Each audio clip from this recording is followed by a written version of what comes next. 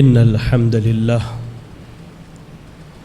نحمده ونستعينه ونستغفره ونعوذ بالله من شرور أنفسنا ومن سيئات أعمالنا من يهده الله فلا مضل له ومن يضلله فلا هادي له وأشهد أن لا إله إلا الله وحده لا شريك له وأشهد أن محمدًا عبده ورسوله يا أيها الذين آمنوا اتقوا الله حق تقاته ولا تموتن إلا وأنتم مسلمون يا أيها الناس اتقوا ربكم الذي خلقكم من نفس واحدة وخلق منها زوجها وبث منهما رجالا كثيرا ونساء واتقوا الله الذي تساءلون به والأرحام إن الله كان عليكم رقيبا يا أيها الذين آمنوا اتقوا الله وقولوا قولا سديدا يصلح لكم أعمالكم ويغفر لكم ذنوبكم ومن يطع الله ورسوله فقد فاز فوزا عظيما أما بعد فإن أصدق الحديث كتاب الله وأحسن الهدي هدي محمد صلى الله عليه وسلم وشر الأمور محدثاتها وكل محدثة بدعة وكل بدعة ضلالة وكل ضلالة في النار أعوذ بالله السميع العليم من الشيطان الرجيم بسم الله الرحمن الرحيم قل هو الله أحد الله الصمد لم يلد ولم يولد ولم يكن له كفوا أحد رب اشرح لي صدري ويسر لي أمري واحلل عقدة من لساني يفقهوا قولي اللهم لا حول ولا قوة إلا بك.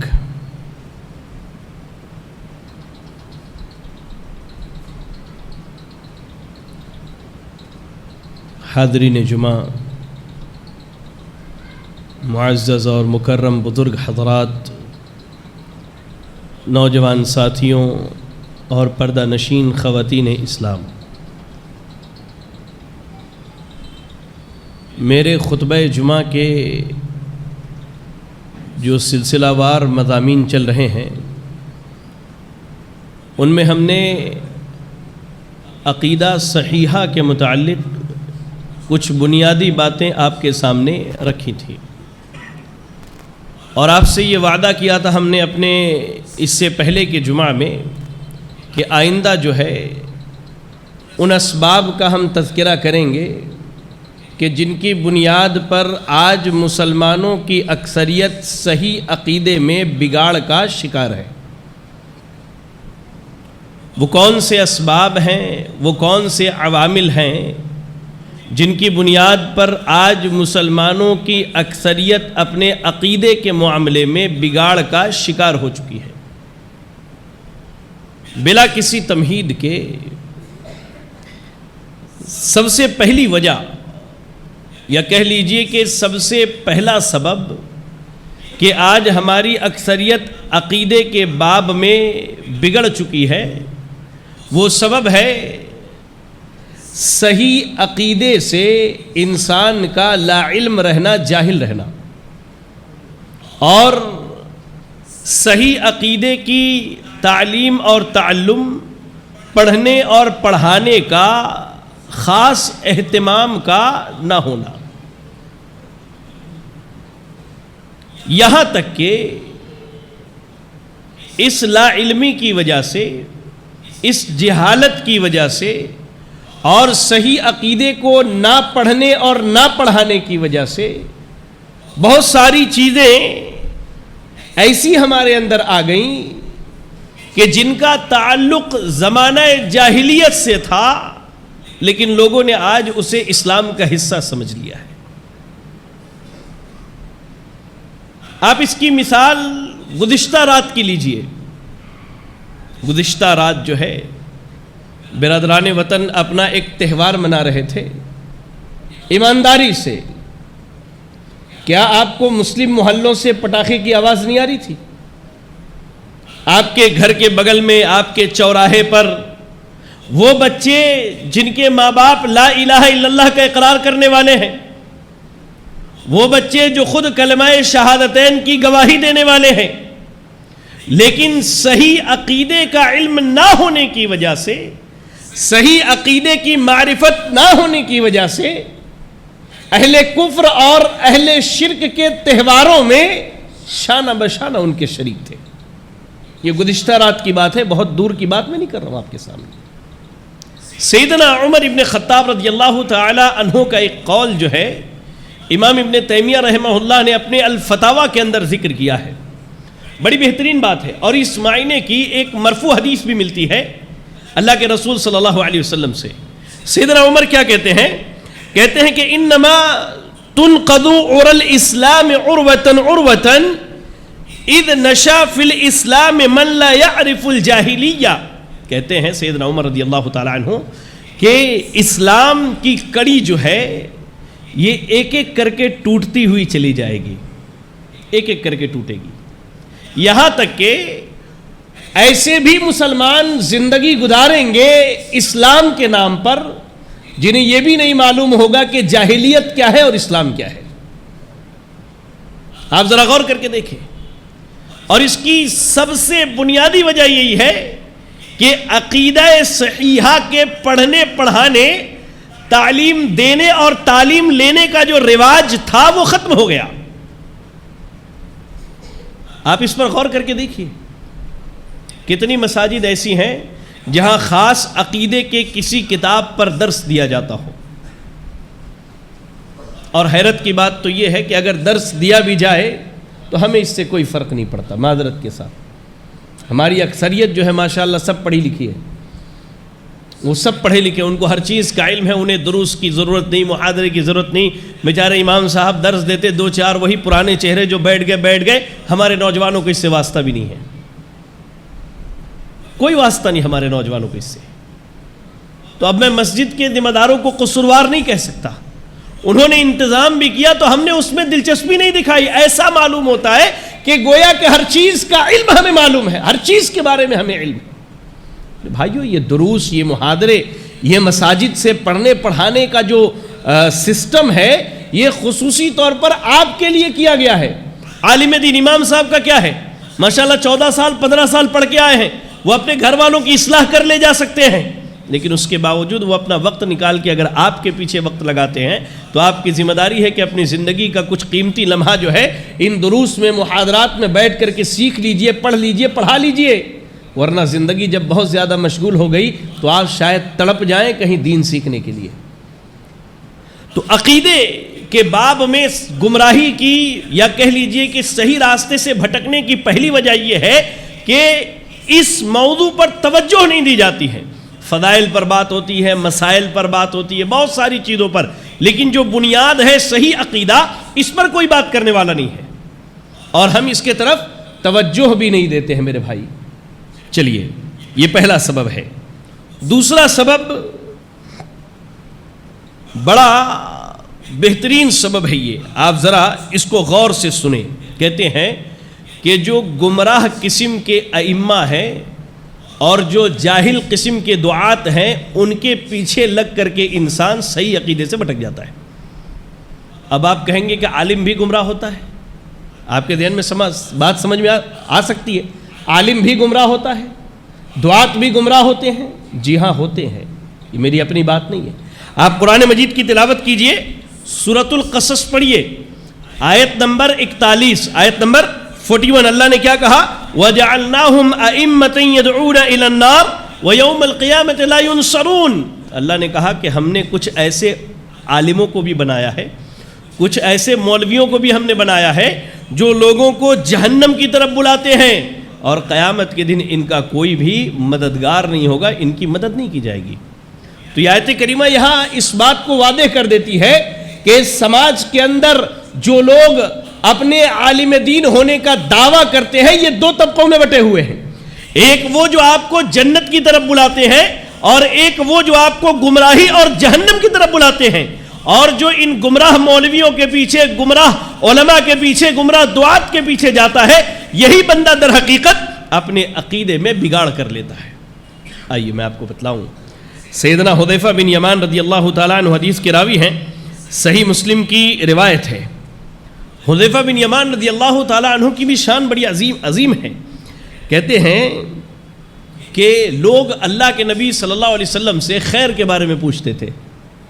اللہ کے نبی صلی اللہ علیہ وسلم سے خیر کے بارے میں پوچھتے تھے. اللہ کے رسول فلاں کام میں کتنی نیکیاں ہیں، فلاں چیز میں کتنا اجر ہے. اور کہتے حذیفہ بن یمان رضی اللہ تعالیٰ عنہ میں نبی سے شر کے بارے میں پوچھتا تھا کہ اس برائی کا انجام کیا ہے، فلاں چیز برائی ہے کہ نہیں ہے. لوگوں نے پوچھا کیوں؟ کہا اس لیے کہ میں اس برائی سے اپنے آپ کو بچا لوں. آپ نے اگر برائی سے بچا لیا تو اللہ آپ کو خیر کی توفیق دے گا ہی دے گا انشاءاللہ. یہ حذیفہ بن یمان رضی اللہ تعالیٰ عنہ کی شان ہے. کہتے ہیں حدیث کے راوی ہیں، کہتے ہیں کہ ایک دن اللہ کے نبی صلی اللہ علیہ وسلم نے کہا یکون دعات علی ابواب جہنم من اجابہم قذفوہ فیہا. کہا اللہ کے نبی صلی اللہ علیہ وسلم نے کہ کچھ مولوی ایسے بھی ہوں گے، کچھ دعات ایسے بھی ہوں گے جو لوگوں کو جہنم کی آگ کی طرف بلائیں گے. جس نے ان کی بات مان لیا وہ جہنم میں داخل ہو گیا. اب حذیفہ بن یمان رضی اللہ تعالیٰ عنہ بے چین ہو کے پوچھتے ہیں اے اللہ کے رسول صلی اللہ علیہ وسلم ذرا ان کی صفت تو بتائیے، وہ کیسے ہوں گے. کہا اللہ کے نبی نے ہم من جلدتنا ویتکلمون بالسنتنا، وہ ہمارے ہی طرح انسان ہوں گے اور ہمارے ہی طرح بات کرنے والے ہوں گے. آج دیکھیے ایک طرف آپ کو توحید کی دعوت دی جاتی ہے، ایک طرف آپ کو عقیدے میں سدھار کی دعوت دی جاتی ہے، ایک طرف اللہ کی طرف بلایا جاتا ہے، رسول کی سنتوں کی طرف بلایا جاتا ہے، تو دوسری جانب ایسے بھی ائمہ ہیں جو سر عام کھلے عام شرک کی دعوت دیا کرتے ہیں. کبھی اولیاء کی محبت کے نام پر، کبھی بزرگان دین کے احترام کے نام پر، کبھی کس نام پر، کبھی کس نام پر، کبھی محبت کے نام پر، کبھی عقیدت کے نام پر، کبھی عشق رسول کے نام پر. کھلے عام جو ہے وہ آپ کو اللہ اور اس کے رسول کی نافرمانی کی دعوت دیتے ہیں. اور ایسے ہی لوگوں کے بارے میں اللہ کے نبی نے کہا کہ یہ جہنم کے دروازے پر بیٹھے ہیں، اگر ان کی باتوں کو تم نے قبول کر لیا تم سر عام جو ہے جہنم میں داخل کیے جاؤ گے. اور آگے آئیے، سیدنا ثوبان رضی اللہ تعالی عنہ حدیث کے راوی ہیں. سیدنا ثوبان اللہ کے نبی صلی اللہ علیہ وسلم کے خادم ہیں، اور یہ حدیث سنن ابی داؤد اور جامع ترمذی کی علامہ البانی نے اس کی سند کو صحیح قرار دیا ہے. کہتے ہیں سیدنا ثوبان اللہ کے نبی صلی اللہ علیہ وسلم نے کہا انما اخاف علی امتی الائمۃ المضلین. کہا نبی صلی اللہ علیہ وسلم نے کہ میں اپنی امت پر سب سے زیادہ گمراہ مولویوں سے ڈرتا ہوں. گمراہ مولویوں سے ڈرتا ہوں. وہ لوگ جو اپنے عالم دین ہونے کا دعویٰ کرتے ہیں، یا وہ لوگ جو علم دین حاصل بھی کرتے ہیں لیکن جو اس کا مقصد تھا صحیح تعلیمات لوگوں تک پہنچانا، ان تعلیمات کو لوگوں تک نہیں پہنچایا. اللہ کے نبی صلی اللہ علیہ وسلم نے کہا کہ میں اپنی امت پر گمراہ قسم کے مولویوں سے، گمراہ قسم کے دعات سے بہت زیادہ ڈرتا ہوں، بہت زیادہ خوف کرتا ہوں. کیوں؟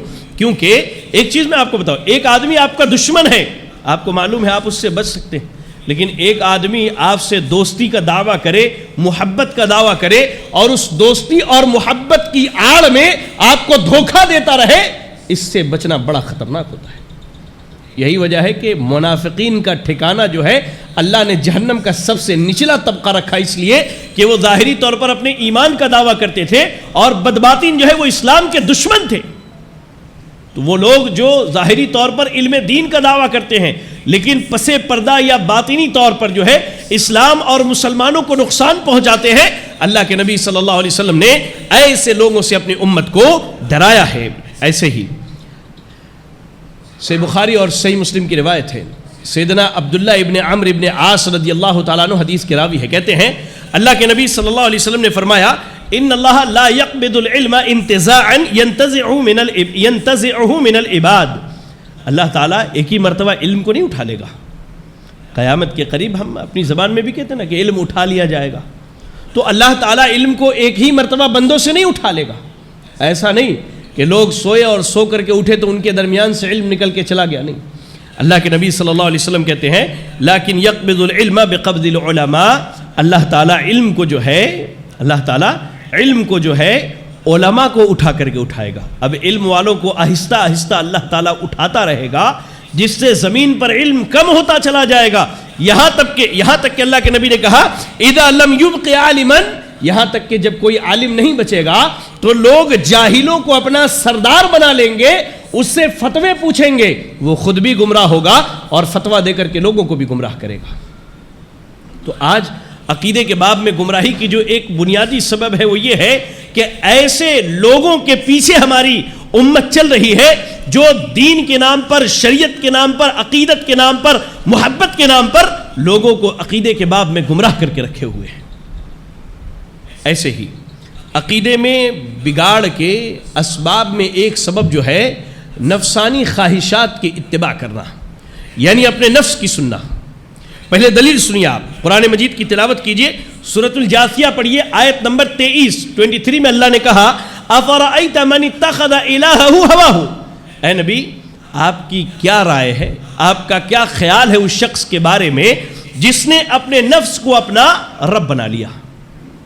آج دیکھیے، آج جو بھائی ہمارے عقیدے کے باب میں بگاڑ کے شکار ہیں، آپ جائیے انہیں سمجھا کے دیکھیے، ان کی اکثریت یہ کہتی ہے کہ آپ کی ساری باتیں صحیح ہے، لیکن کیا کروں طبیعت نہیں مانتی ہے، کیا کروں طبیعت نہیں مانتی ہے۔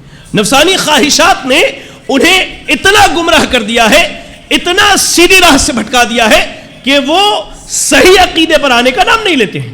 اسی لیے اللہ نے کہا نبی صلی اللہ علیہ وسلم سے، اے نبی آپ کی کیا رائے ہے اس شخص کے بارے میں جو اپنے نفس کو اپنا معبود بنا لے، وَأَضَلَّهُ اللَّهُ عَلَى عِلْمٍ، علم ہونے کے باوجود بھی اللہ انہیں گمراہ کر دیتا ہے۔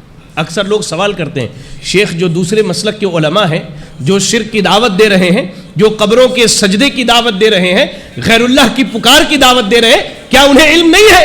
اللہ نے کہا علم ہے، علم ہونے کے باوجود بھی اللہ تعالیٰ نے انہیں گمراہ کر کے رکھا ہے۔ کیوں؟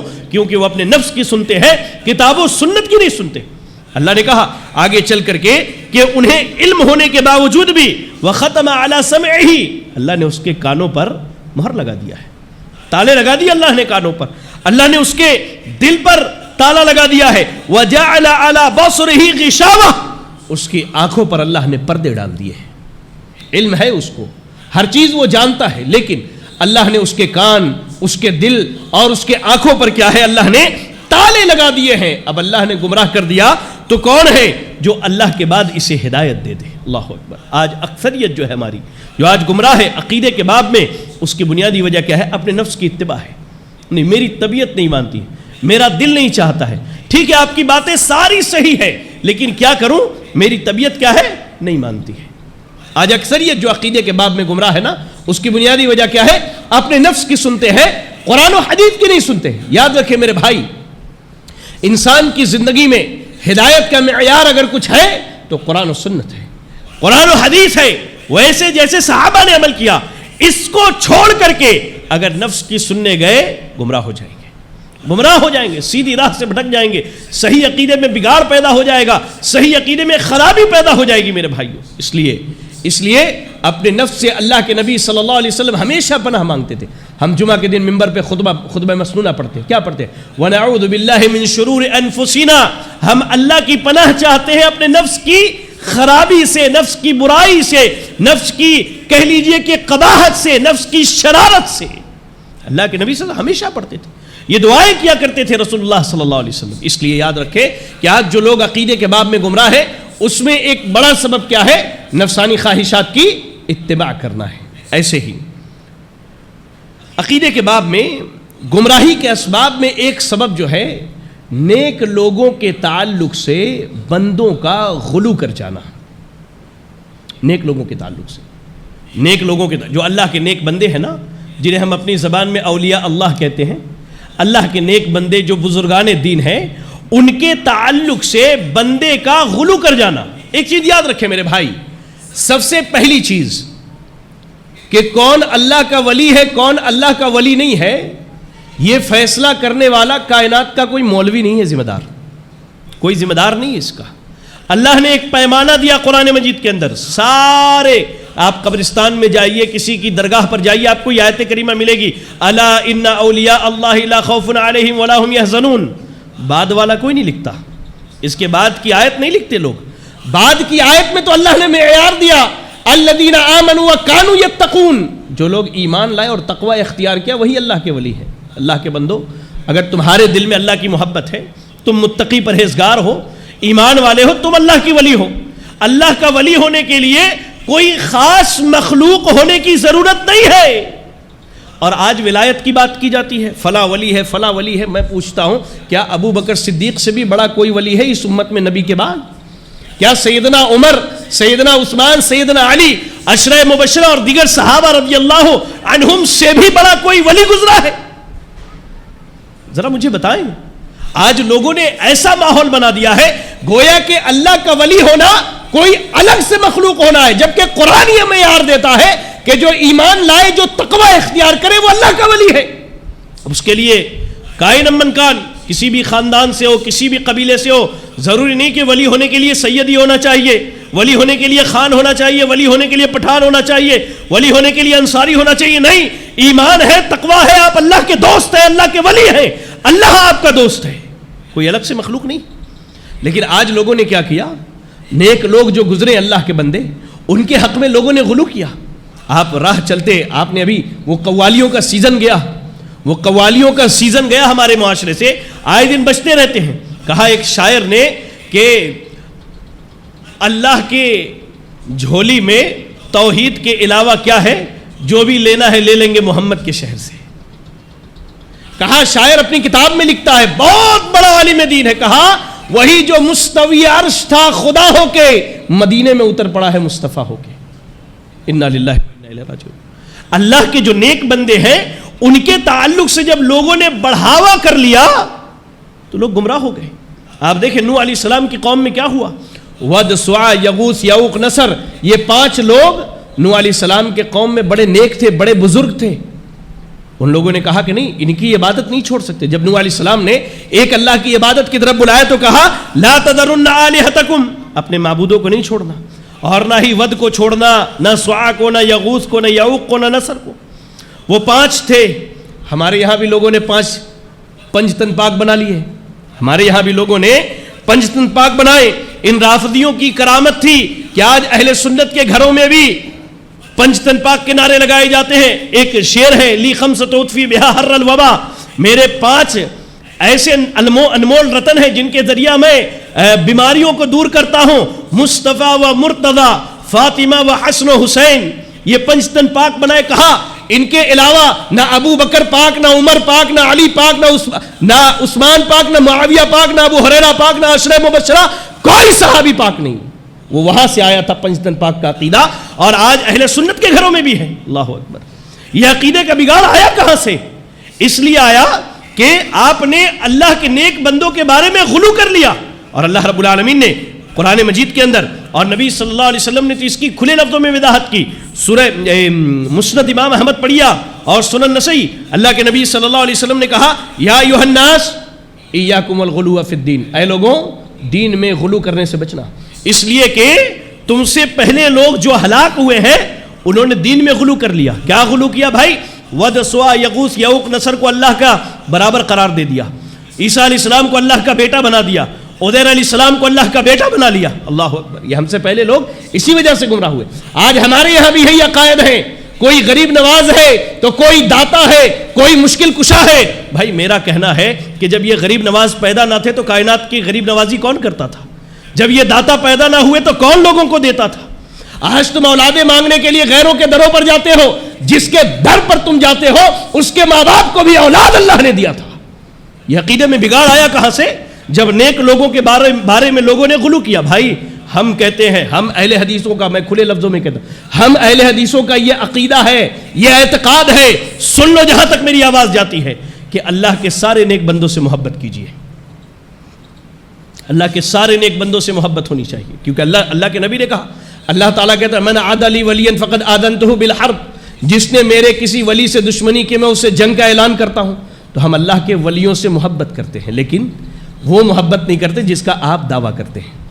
اس کی مثال کیسی ہے کہ ہم کہتے ہیں کہ ہم عیسیٰ علیہ السلام کو مانتے ہیں، عیسائی بھی کہتے ہیں کہ ہم بھی عیسیٰ علیہ السلام کو مانتے ہیں، لیکن عیسائی کہتے ہیں کہ مسلمان عیسیٰ علیہ السلام کو نہیں مانتے. کیوں؟ اس لیے کہ وہ عیسیٰ کو اللہ کا بیٹا مانتے ہیں، ہم عیسیٰ کو اللہ کا نبی مانتے ہیں. ہم کہتے ہیں ہم اولیاء کو مانتے ہیں، ان سے محبت کرتے ہیں، تم کہتے ہو نہیں مانتے. ہم کہتے ہیں ہم ویسے مانتے جیسے اللہ اور اس کے رسول نے ماننے کا حکم دیا ہے. ان کی عزت، ان کا احترام، ان کے مقام اور ان کے شان کو سمجھتے ہیں، لیکن ان کے عزت، احترام، مقام اور شان سے ہم توحید اور سنت میں کوئی خلل آنے نہیں دیتے. ہم اپنے توحید اور سنت میں کوئی خلل آنے نہیں دیتے، یہ ہمارا اعتقاد ہے۔ لہذا یاد رکھیں، آج جو لوگوں کے ہاں عقیدے کے باب میں جو لوگ گمراہ ہوئے ہیں، ان میں ایک بڑی وجہ کیا ہے کہ جو اللہ کے نیک بندے ہیں ان کے تعلق سے لوگوں نے حد سے زیادہ غلو کر لیا، ان کے مقام کو ایسا بڑھا دیا گویا کہ اللہ کی بعض صفات انہیں لوگوں نے دے دی ہے۔ اللہ اکبر۔ ایسے ہی عقیدے میں بگاڑ کی ایک بنیادی وجہ کیا ہے؟ باپ دادا، اپنے علماء ائمہ اور سماج کے بڑے لوگوں کی اندھی تقلید کرنا، بس آنکھ بند کر کے ان کے پیچھے چل دیے۔ قرآن مجید نے اس کا نقشہ کھینچا ہے۔ سورۃ الزخرف پڑھیے، آیت نمبر 22، آیت نمبر 22 میں اللہ نے کہا بل قالوا انا وجدنا آباءنا على امة وانا على آثارهم مهتدون۔ اب آپ مسجد سے نکلتے ہیں، اپنے کسی رشتہ دار کے پاس جا کے کہتے ہیں بھائی دیکھیے یہ جو آپ کر رہے ہیں یہ شرک ہے، یہ بدعت ہے، آپ ایسا نہ کیجیے۔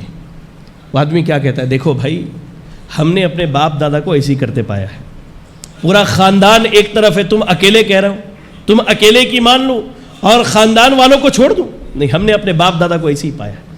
تو باپ دادا کی اندھی تقلید کرنا بغیر دلیل کے، بغیر کسی برہان کے، یاد رکھیے عقیدے کے باب میں یہ بگاڑ کی بہت بڑی وجہ ہے، یہ بہت بڑی وجہ ہے۔ مکہ کے لوگ کیا اللہ کو نہیں مانتے تھے؟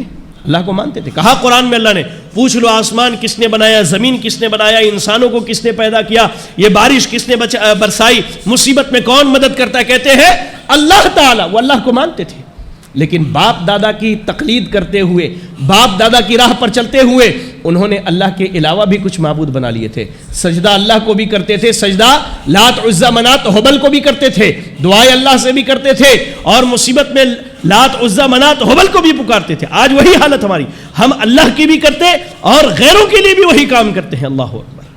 تو عقیدے کے باب میں گمراہی کی ایک بنیادی وجہ کیا ہے؟ انسان کا باپ دادا کی اندھی تقلید کرنا۔ اور ایک آخری بات، عقیدے کے باب میں گمراہی کی ایک وجہ یہ بھی ہے انسان کا تکبر کرنا۔ تکبر کرنا، ارے تمہاری جماعت تو ابھی آئی، تم ہمیں توحید سکھاؤ گے، تم ہمیں دین سکھاؤ گے، 2 دن کا بچہ ہے، یہ دیکھیں یہ 2 دن کا بچہ ہے۔ خاندان میں اگر کوئی ایک اہل الحدیث میں سے ہو جائے اور لوگوں کو دعوت دے، بڑے بزرگ یہی کہتے ہیں 2 دن کا بچہ ہے یہ ہمیں سکھلائے گا۔ اللہ اکبر، اس طرح کی بات کرتے ہیں۔ یاد رکھیں اللہ کے رسول صلی اللہ علیہ وسلم ارشاد فرماتے، صحیح مسلم کی حدیث ہے، الکبر بطر الحق وغمط الناس۔ تکبر کیا ہے؟ حق کو جھٹلانا۔ آپ کو معلوم ہے یہ حق ہے، اس کے باوجود اس کو جھٹلا رہے اور لوگوں کو حقیر جاننا، یہ تکبر ہے، یہ تکبر ہے۔ آپ دیکھیں اب ہمارے یہاں تو راہ چلتے آپ کو اس کے نمونے ملیں گے، راہ چلتے ہوئے کیا ہے اس کے نمونے ملیں گے میرے بھائی۔ خاص کر کے جب آپ دعوت و تبلیغ کے میدان میں اتریں گے، پورے خاندان والے آپ کی مخالفت میں، اور کیا ہے ناک نیچی نہیں ہونی چاہیے، ناک نیچی نہیں ہونی چاہیے، نہیں ہم ہی حق پر ہیں، ہم ہی سے۔ اللہ کے بندے کبھی تحقیق تو کرو، کبھی قرآن تو پڑھو، کبھی سنت رسول میں غور تو کرو۔ یہ بندہ جس چیز کی دعوت دے رہا ہے کبھی اس کے بارے میں تو سوچ کر کے دیکھو، کبھی فکر کر کے دیکھو، شاید اللہ تمہارے دلوں کو کھول دے۔ اس لیے یاد رکھیں کہ عقیدے کے باب میں گمراہی کے بہت سارے اسباب میں ایک سبب کیا ہے؟ تکبر ہے، اور اس کی ایک زندہ مثال، جو مثال قیامت تک رہنے والی ہے، آج میں آپ کو دیتا ہوں، آپ سمجھ کے جائیں۔ ابلیس کی مثال ہے۔ کیا وہ پڑھا لکھا نہیں تھا؟ کیا وہ جانتا نہیں تھا؟ یا وہ اللہ کی توحید کو نہیں مانتا تھا؟ یا عبادت؟ اللہ کے بندے جب اللہ نے جنت سے نکال دیا، جب بھی قسم کھانے کی باری آئی تو اس نے توحید کو سامنے رکھ کے اللہ کی عزت کی قسم کھائی۔ ہمارے طرح ماں باپ دادا کی قسم نہیں کھائی اس نے۔ قال فبعزتک، کہا اللہ تیری عزت کی قسم ہے۔ وہ ابلیس توحید کو بہت سمجھتا تھا، توحید جانتا تھا، ایک اللہ کی عبادت کرتا تھا، لیکن جب تکبر آیا، کہا اللہ نے آدم کو سجدہ کرو، کہا انا خیر من، میں اس سے بہتر ہوں۔ تکبر آیا، گمراہ ہو گیا، گمراہ ہو گیا، اور وہ قیامت تک کے لیے گمراہ ہے میرے بھائیو۔ اس لیے یاد رکھیں عقیدے کے باب میں بگاڑ کے جو اسباب ہیں ان کو میں ایک مرتبہ گنا دوں۔ سب سے پہلی چیز جہالت، صحیح عقیدے سے کیا ہے؟ انسان کا لا علم ہونا۔ اس کے بعد دوسری چیز کیا ہے؟ گمراہ قسم کے دعات اور علماء کی اتباع کرنا، ان کے پیچھے چلنا۔ تیسری چیز جو ہے نفسانی خواہشات کی اتباع کرنا۔ چوتھی چیز اللہ کے نیک بندوں کے تعلق سے، صالحین اور بزرگان دین کے تعلق سے غلو کرنا۔ پانچویں چیز جو ہے باپ دادا کی اندھی تقلید کرنا۔ چھٹی چیز جو ہے تکبر کرنا، تکبر کرنا، یہ جو ہے 6 اسباب ہیں صحیح عقیدے سے گمراہی کے۔ دعا کریں اللہ سے کہ اللہ تعالی ہمیں اور آپ کو صحیح عقیدے کا علم دے اور اسی صحیح عقیدے پر اللہ تعالی ہمیں اور آپ کو قائم رکھے۔ اللہ سے دعا ہے کہ اللہ تعالی ہمیں جب تک دنیا میں زندہ رکھے ایمان اور اسلام کی حالت میں زندہ رکھے، اور ہمارا خاتمہ ہو تو ایمان و اسلام کی حالت میں ہو۔ آمین۔ وآخر دعوانا ان الحمد للہ رب العالمین۔